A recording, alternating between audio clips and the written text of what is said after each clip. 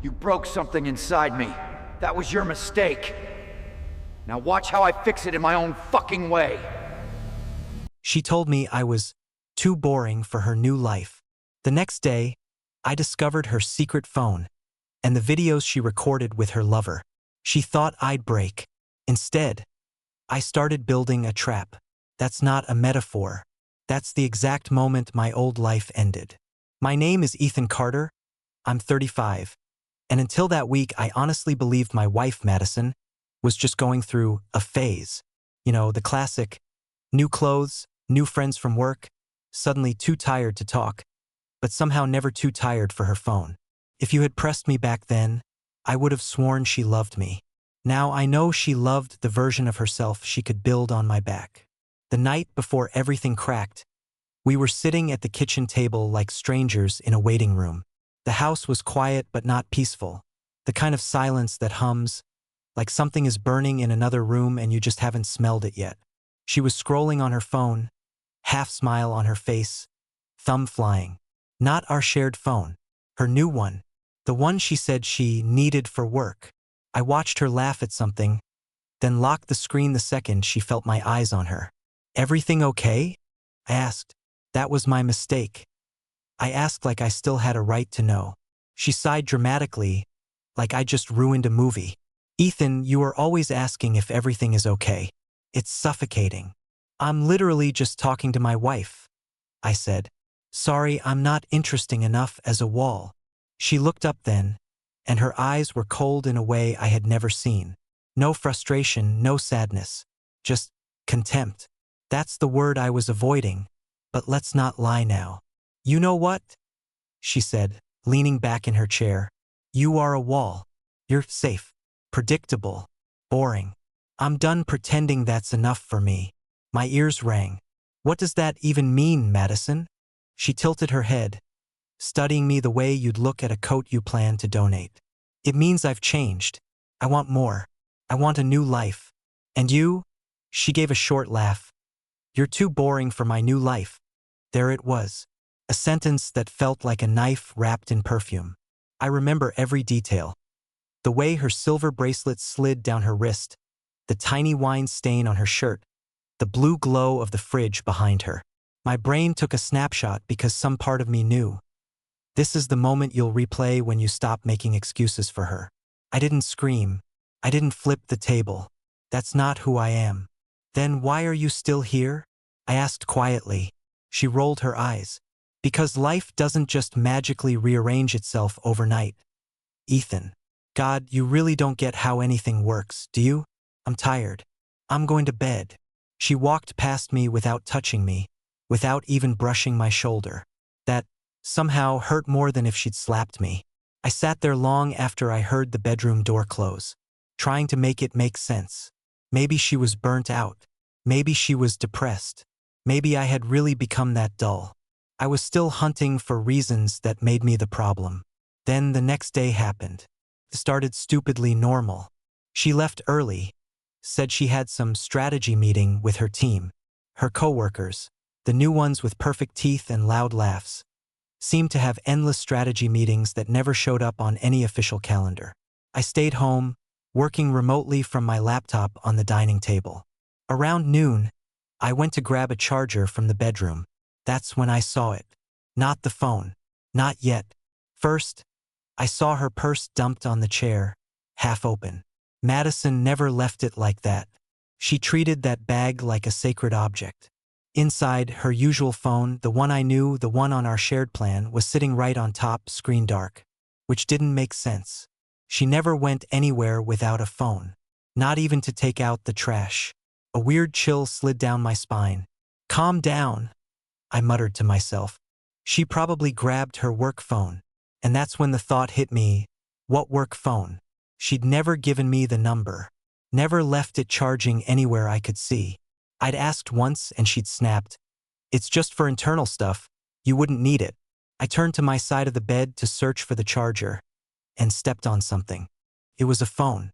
Black case, no stickers, lying just under the edge of the nightstand where it must have fallen. My first reaction wasn't even suspicion. It was that stupid, helpful Boy Scout instinct. Oh, she must have dropped it. I'll put it on the table for her. I picked it up. It buzzed in my hand. A notification popped up on the lock screen. Tyler, baby, last night was insane. I can't stop thinking about that clip. My heart didn't just drop. It slammed against my ribs like it wanted out. I read the name again. Tyler. I didn't know any Tyler. Madison didn't have a brother, cousin, or coworker named Tyler.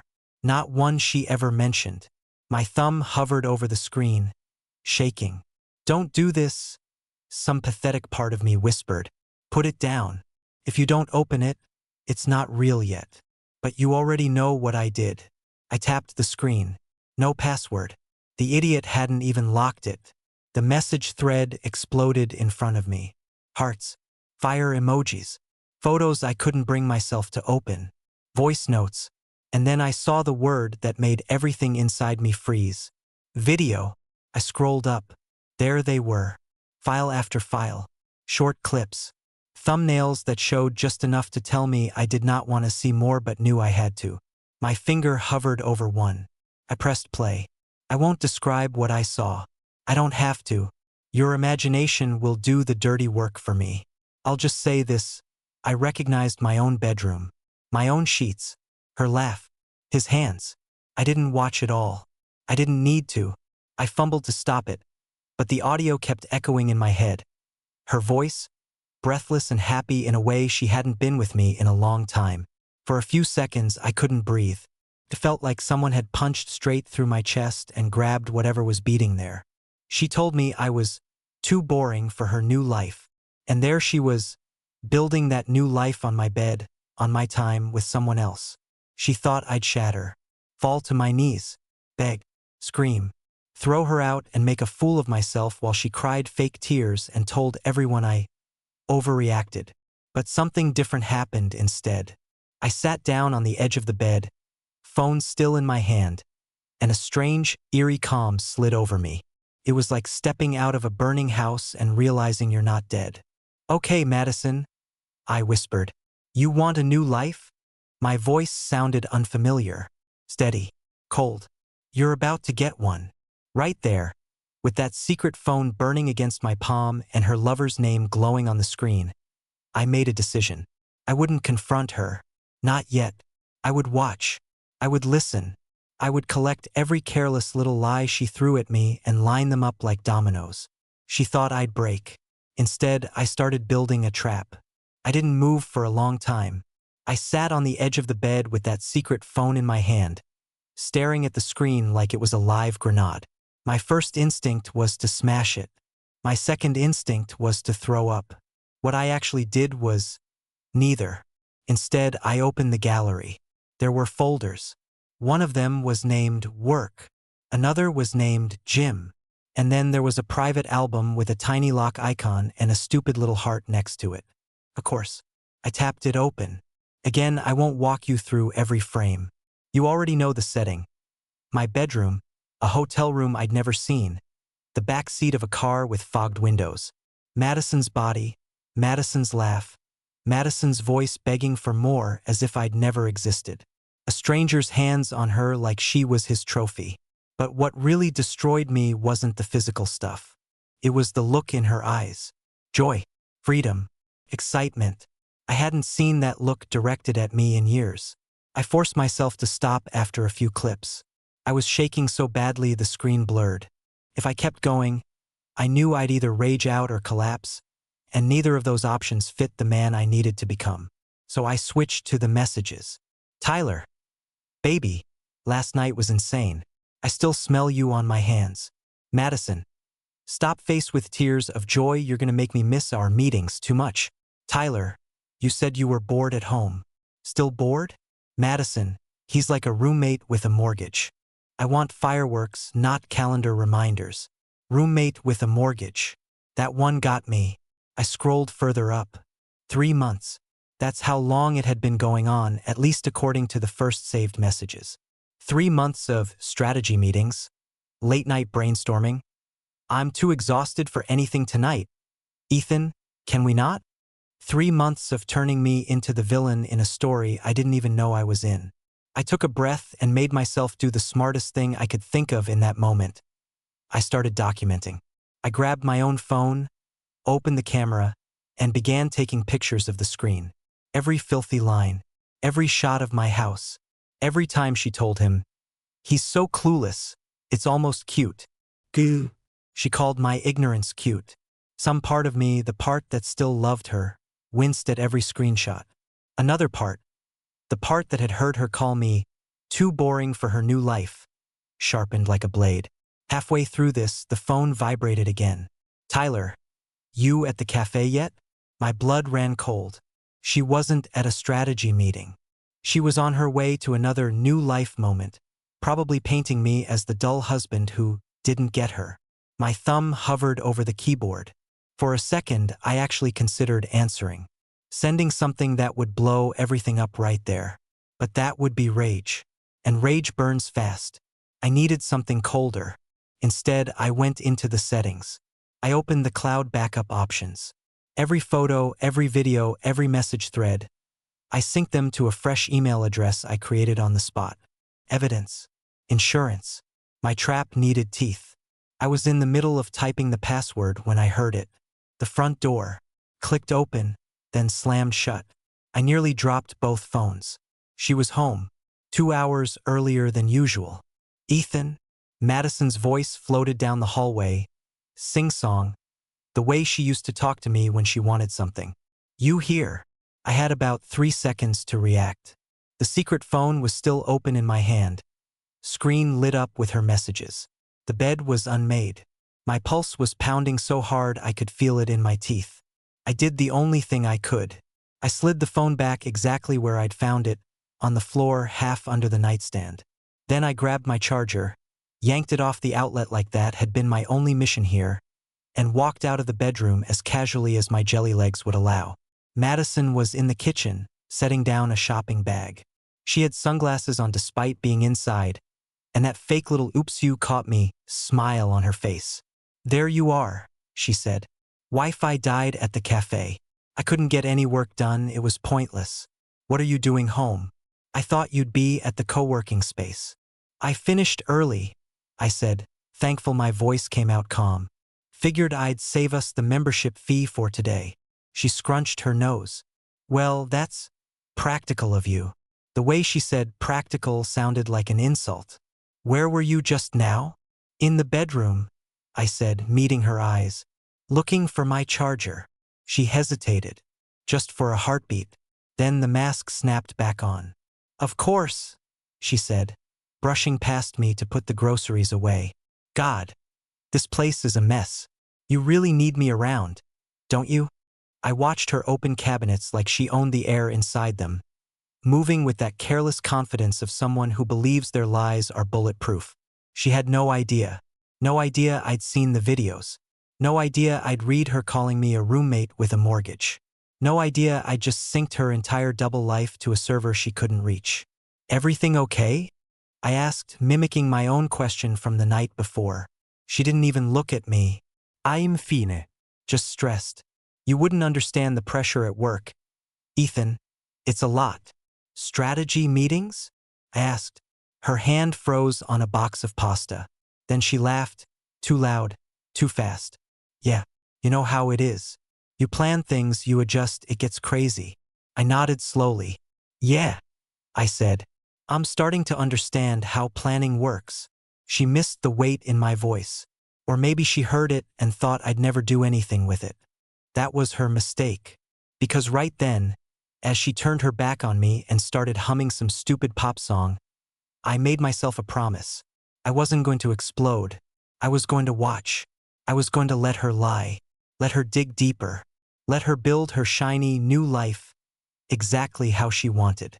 And when the time was right, I'd pull one thread. Just one. And watch the whole thing collapse around her.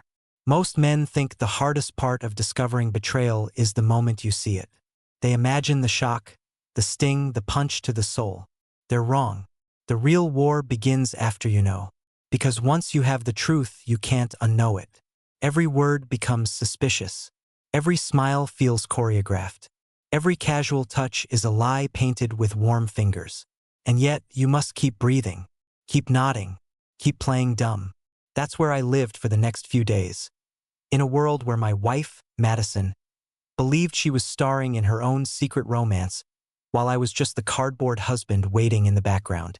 She didn't know her cardboard cutout had stepped off the wall and started sharpening the edges. The first test came the very next morning. Madison was already dressed by the time I woke up.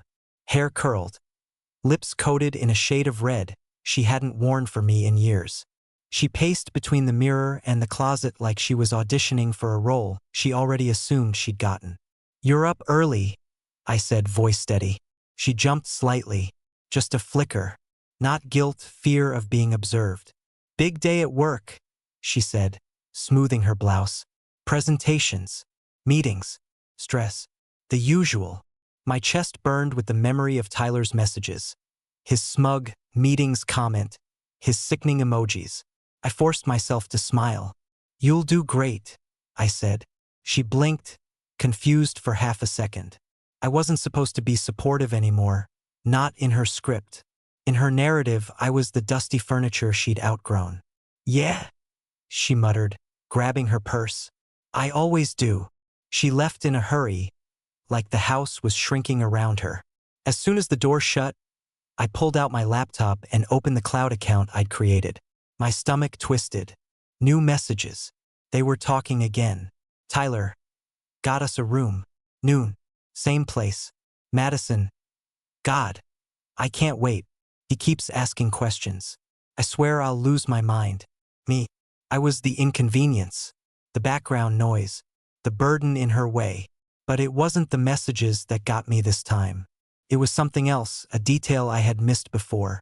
In one of the photos, lying on the nightstand next to her lipstick, was a key card with the name of the hotel printed on it. That was the first real thread I could pull. If I was going to dismantle her fantasy, I needed proof. Not just screenshots. Something undeniable. Something she couldn't talk her way out of, twist, or make me doubt myself over. That required patience and presence. So I did something I never imagined myself capable of. I followed her. Not immediately. Not stupidly. I waited until noon, until she'd have no reason to suspect I was thinking about her at all. I drove slowly, parking 2 blocks away from the hotel printed on the card. I watched from a distance as she stepped out of her car, looking around like a thief entering a house she already owned. She was dressed too well for work, too polished, too alive. And then he appeared. Tyler. He wasn't some movie star. He wasn't an alpha millionaire. He wasn't even particularly impressive. Average height, generic gym body, that smug haircut you've seen 1,000 times.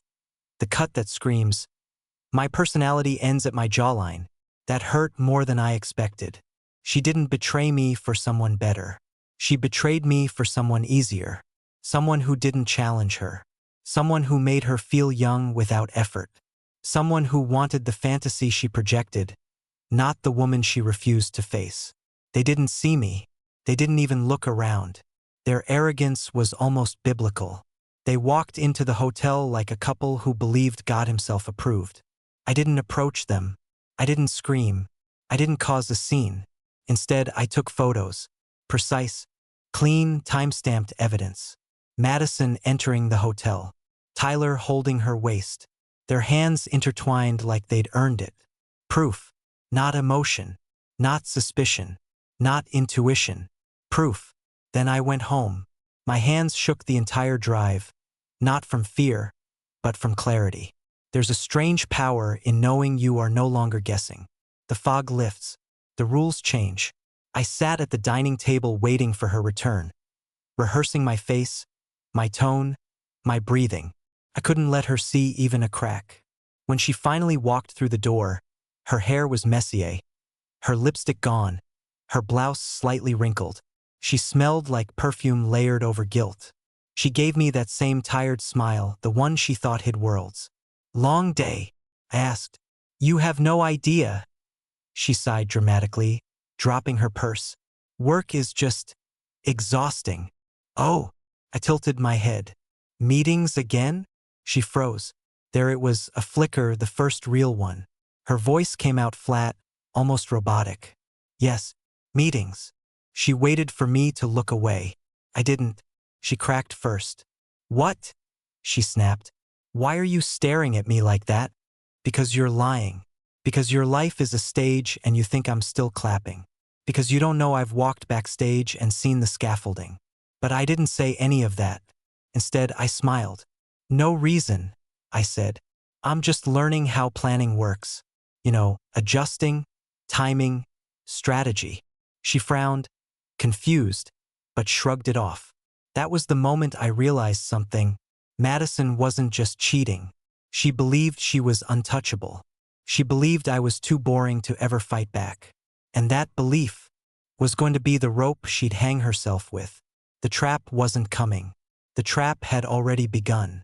If lies had weight, Madison would have been crushed under her own heels by now. But she walked lighter than ever, the confidence of someone who thought every deception was perfectly stitched and invisible.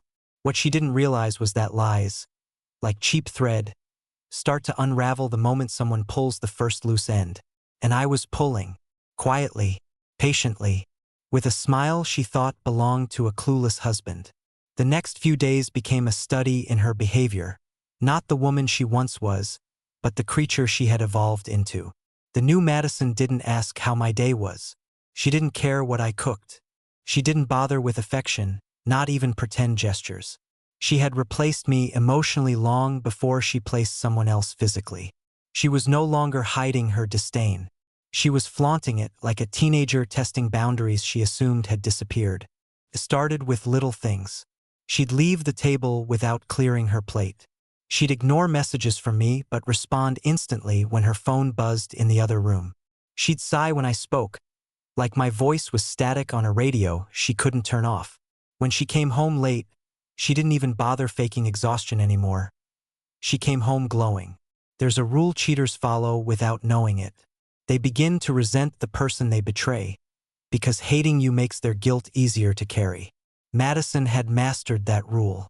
One evening, she stood in the hallway, scrolling her phone, smirking at something I wasn't supposed to see. I walked by just close enough to glance at the screen. The notification banner showed a message preview. Tyler, tomorrow. Same room. Bring that dress.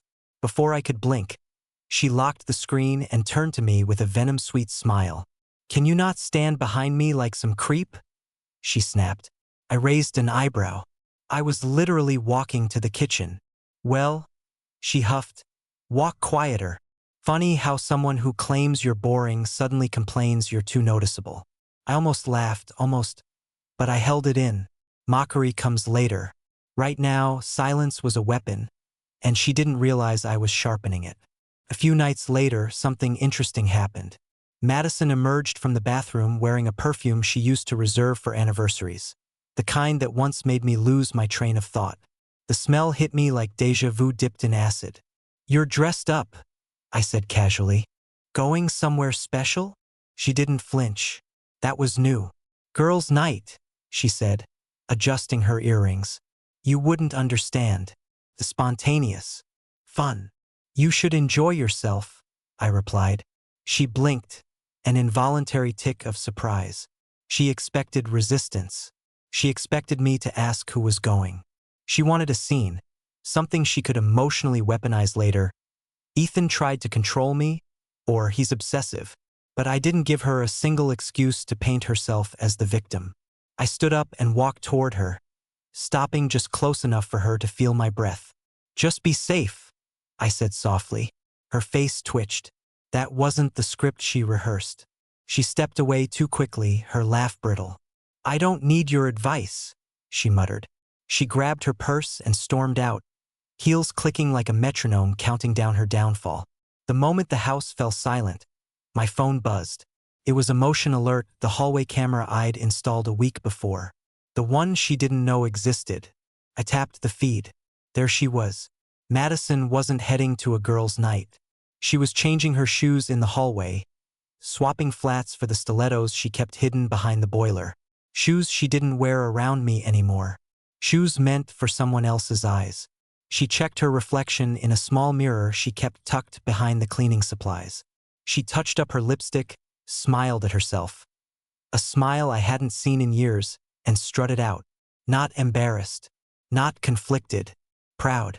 A cheating wife who believed betrayal wasn't a flaw, but an upgrade. Something inside me clicked into place. The trap wasn't vengeance anymore. It wasn't desperation. It wasn't even heartbreak. It was clarity. She wasn't confused. She wasn't lost. She wasn't searching for something she missed with me. She was enjoying the destruction. And enjoyment makes people reckless. I waited 2 hours before leaving the house. I drove slowly, listening to music, humming, calm in a way that would terrify anyone who understood what calm can become in a man who's been wronged. Madison thought she was ahead in a game I didn't know existed. She had no idea I was rewriting the rules one move at a time. Because here's a truth most betrayers never expect. The quiet man they walk over isn't weak. He's loading ammunition. And Madison was handing me bullets every day. There's a moment in every betrayal when the traitor starts believing they are untouchable. When lies feel like wings, not chains. When guilt transforms into entitlement. Madison had reached that moment, and she was intoxicated by it. But there's something she never accounted for. Wings burn when someone else holds the matches. It was Saturday morning when the first real crack appeared. The house smelled like coffee, the expensive beans she insisted we buy, even though she never drank it at home anymore. She walked into the kitchen wearing one of her new outfits. Oversized blazer, silk shirt, hair in a deliberately messy bun. She looked like a Pinterest board titled, "Woman Reinventing Herself While Burning Her Husband Alive."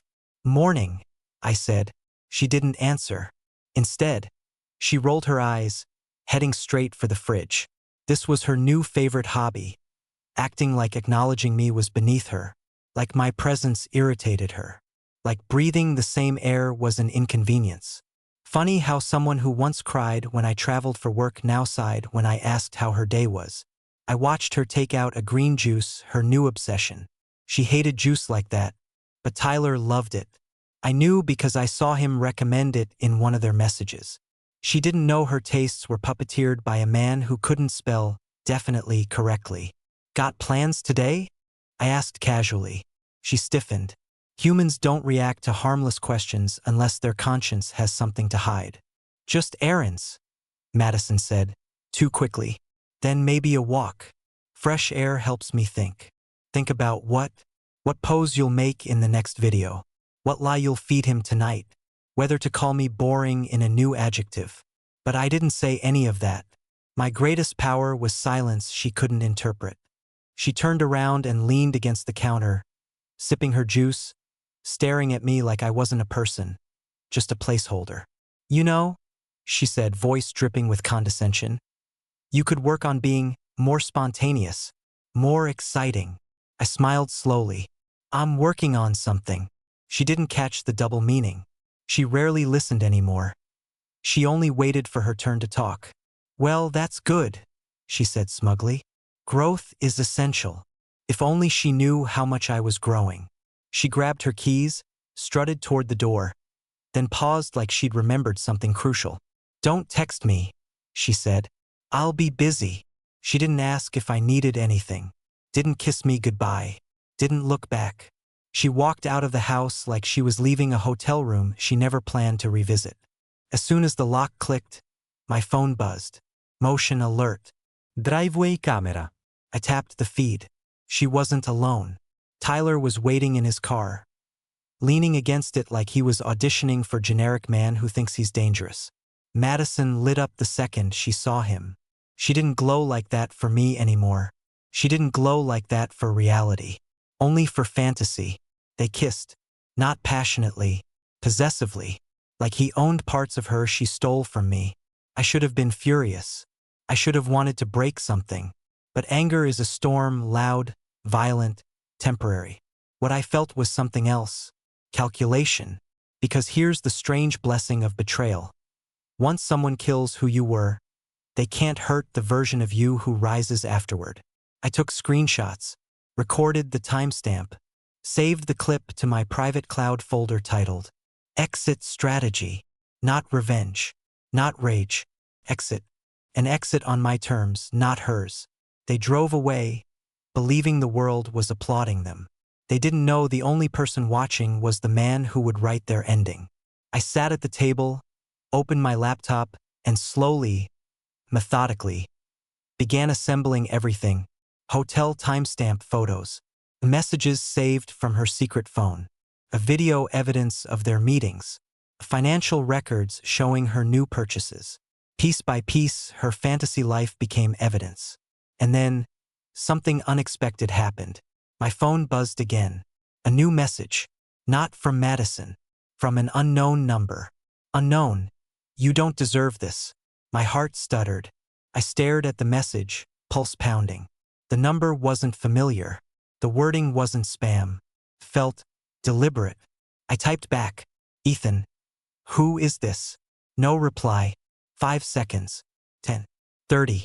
Then, "Unknown, you're not the first." The air in my lungs froze. Not the first? Madison didn't cheat because she fell in love. Madison cheated because cheating was her personality. The realization wasn't pain, it was liberation. The woman I married was dead long before I found the phone. I'd been sleeping next to a ghost wearing ambition as perfume. For the first time since this nightmare began, I didn't feel broken. I felt ready, because betrayal doesn't destroy a man. It introduces him to the version of himself he never knew he could become. And Madison was about to meet that version. She just didn't know the countdown had started. If discovering betrayal is the wound, then learning it wasn't an accident, it was a pattern, is the salt that makes sure you never forget where it cut you. That anonymous message didn't break me. It woke me. You're not the first. 5 words. 5 words that turned Madison's affair from a tragedy into a blueprint. I stared at the screen, pulse hammering in my ears. Betrayal hurts, but humiliation burns. And nothing humiliates a man more than realizing he was just the next idiot on a list someone else could have warned him about. The message came again. Unknown. Check her phone bill. Look for numbers you don't recognize. Patterns repeat. Patterns. Madison used that word once. She said she was breaking patterns and finding herself. Turns out the only pattern she was committed to breaking was the one called fidelity. I didn't respond.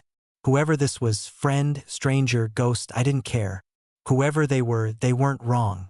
I opened our shared wireless account and pulled up the call logs. Hundreds of minutes to unknown numbers.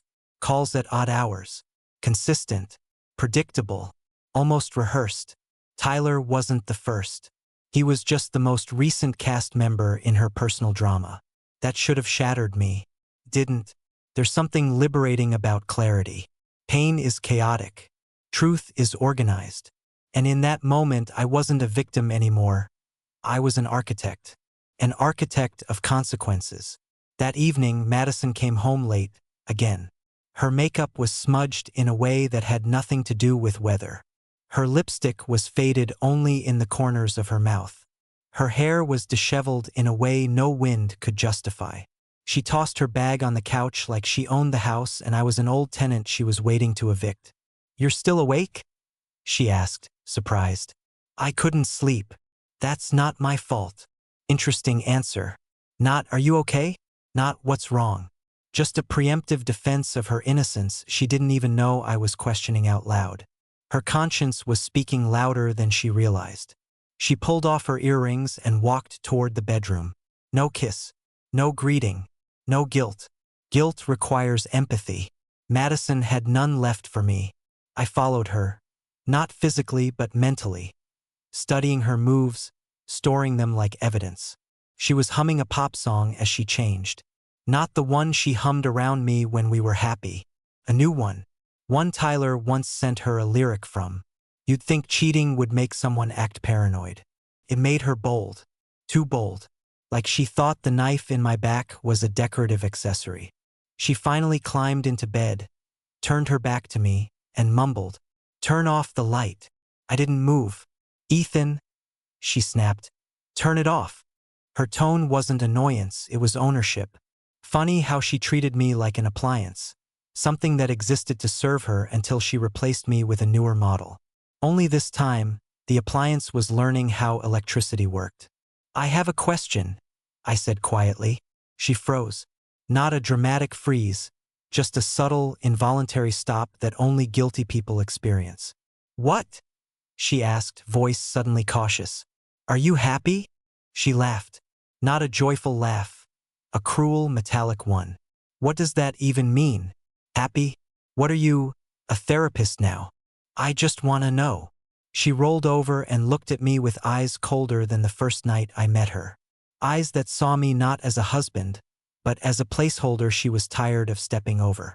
"I'm happier than I've ever been," she said. "You should try it sometime. Most men break at that moment. I didn't.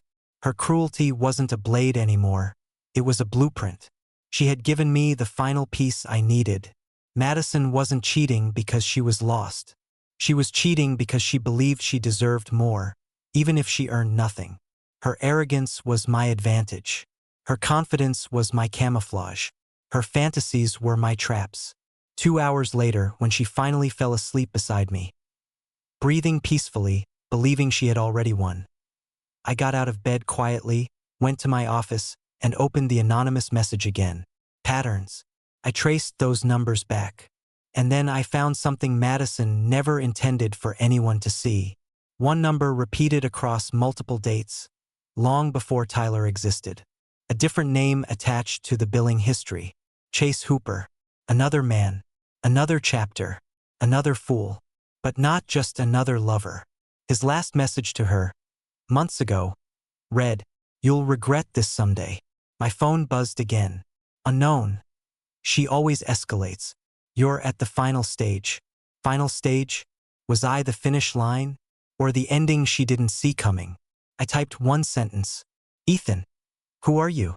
This time, the reply came instantly. "Unknown. The man she destroyed before you." My blood went cold. Madison didn't marry me for love. She married me because I was her next target. And now? She thought I was boring. She thought I was predictable. She thought I was weak. But she forgot something crucial. Weak men don't plan. Weak men react. And I wasn't reacting anymore. I was preparing. Her final stage wasn't mine. My stage was just beginning. Once you understand a monster's habits, you no longer fear it, you study it. Madison wasn't a mystery anymore. She was a formula repeated over time. And formulas once solved lose their magic. I wasn't dealing with a wife who made a mistake. I was dealing with a woman who rehearsed betrayal like a profession. And that message from the unknown man, the man she destroyed before me, shifted everything. Suddenly, I wasn't alone in the dark. I was the latest in a line of casualties. The difference was, I wasn't planning to die quietly. I was planning to end the cycle. The next morning, I did something ordinary, something boring, something she believed I was made of. I made breakfast. Pancakes, eggs, coffee. The works. Madison came downstairs wearing the same robe she used to wear when she kissed me in the mornings. Now she wore it like a costume to mock a role she no longer respected. She frowned when she saw the food. "What's this?" she asked, suspicious. "Breakfast," I said. "Thought we could eat together." She scoffed. "I'm not hungry." Funny. She used to say that only after we'd argued. Now she said it before any reason existed. Her rejection was automatic. She poured herself a cup of that imported green juice, her new holy water, and leaned against the counter, staring at her reflection in the microwave door, like she was the main character in a movie nobody else was watching. "You know," she said, flipping her hair, "you don't have to try so hard. It's not going to change anything." I smiled, calm. "Who said I was trying?" She blinked. Confusion cracked through her arrogance. She expected hurt, pleading, tears. Men she breaks apparently perform predictable reactions. But I didn't react the way she was trained to expect. Because I wasn't trying to keep her. I was preparing to bury her lies. That difference terrified her. And she didn't even know why yet. By noon, she was dressed again. Perfume, heels, confidence dripping like poison. "Don't wait up," she said. "Wouldn't dream of it." Her eyes narrowed at the tone. Something didn't add up for her. But she didn't have enough self-awareness to investigate it. She left. The moment her car disappeared from the driveway, I grabbed my phone and opened the message thread with the unknown man. Ethan, what did she do to you? 1 minute passed. 2. Then, unknown. She convinced me I wasn't enough. Then she made me believe it was my fault she needed someone else. Every word was a reflection of my present. Unknown. She needs an audience. A victim. A replacement. It's a cycle. You're the last one, though. You're not reacting like the others. Last one. The phrase lodged itself into my skull. Madison thought she was ascending, leaving her old life behind like snakes shed skin. She didn't realize she'd reached the end of her ladder. She wasn't evolving. She was recycling. And I was the man who broke the loop. But something else gnawed at me. Why was this stranger helping me? I asked. Ethan, why warn me now? 3 dots. Typing. Then, unknown. Because she's accelerating. She's close to making a move you won't see coming. My jaw clenched. A move? What move? I didn't get to ask. Because a notification appeared on my screen. A bank alert. Your joint account withdrawal. $4,900. My pulse spiked. Madison wasn't just cheating. She was preparing an escape. A financial one. I opened the banking app. Transactions appeared like gunshots. New credit card charges. Clothes from stores I didn't recognize. A spa purchase in cash. A rental deposit. She wasn't leaving emotionally. She was leaving physically. Suddenly, every cold smile made sense. Every lie, every distant night, every insult, every accusation. She didn't want me broken. She wanted me blamed. Her pattern wasn't seduction. It was demolition. She got bored, found a new thrill, destroyed the old foundation, and walked away with a pocketful of stolen bricks. But not this time. Not with my house. Not with my life. Not with my name. I typed back, Ethan, she's trying to run. The reply came instantly. Unknown, good. Let her pack. You'll own the moment she opens the door. I stared at the screen, something inside me snapping into alignment, like gears clicking into place. Madison hadn't realized something critical. You can't outrun someone who already knows where you're going. You can't outlie someone who's memorized your script. You can't outplay someone who finally stopped loving you. She believed I was boring, predictable, safe. She had no idea that the man she thought she was escaping was the one waiting at the finish line with the truth she thought she buried. And the trap she'd been walking toward? She built it herself. I just gave it a name. There's a sound a house makes when someone is about to leave it forever. It's not the slam of a door. It's not the wheels on gravel. It's the silence before the final lie, the quiet moment where the traitor thinks they've won. That was the silence that filled my living room the night Madison tried to disappear. She thought I was asleep. I wasn't. I sat in my office with the lights off, watching her reflection in the hallway mirror through the tiny gap in the door. She moved like a burglar who expected applause for stealing her own life. First came the makeup bag, then the jewelry, then the envelope with cash she thought I didn't know about. Then the suitcase, not the travel one, but the small black carry-on she kept hidden in the garage, the one I assumed was full of winter clothes. Now I knew better.